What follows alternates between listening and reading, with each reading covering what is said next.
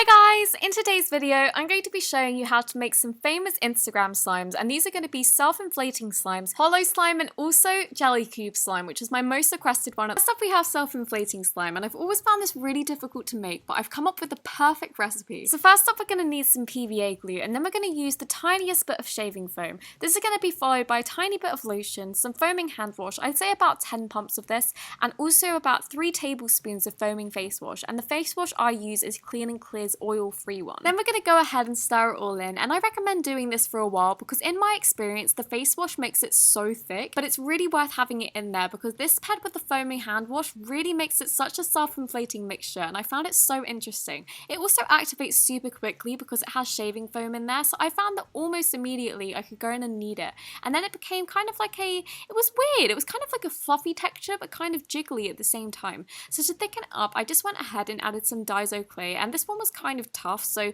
it made it a bit harder, which was actually what I wanted, so this was really great. And like you can see, it kind of looks like a cream cheese, but then once you play with it, it turns so big and thick.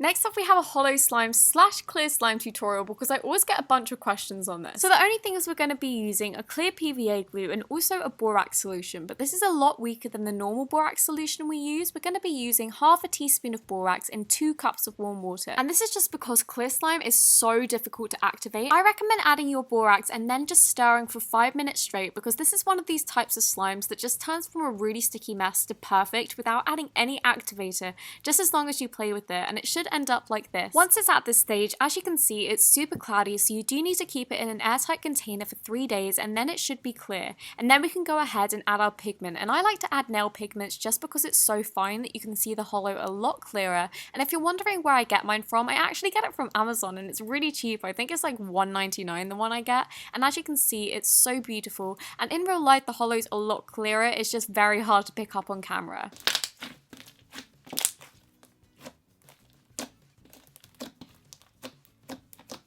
Last up, we have my most requested tutorial of all time, and this is jelly cube slime. Again, I started off with a clear slime base, but because I just did this method with this activator, I knew exactly how much we needed to add, so I just added it all in one go and was really impatient, but it turned out great. It didn't get really hard, which I was very happy with, and I stirred this up, and then I just started chopping up the key ingredient, which I've heard is magic erasers, and these actually worked really well. I don't know what they do or anything about them, but I do know that they look really nice in the slime, and I just went ahead and dribbled the slime all over it, and then I realized I didn't have enough slime. I ended up using Slimy Cereal's crystal ball slime as well, and this looks so nice in comparison just because of the nice color contrast and also the glitters in it. And I just wanted to leave this sit for 15 minutes just so the colors would soak in before I put it in a container, just so they wouldn't merge together. And then I did find that it soaked in and looked like that jelly cube effect, and it was quite cool, but I feel like there might be something else that's used in these slimes.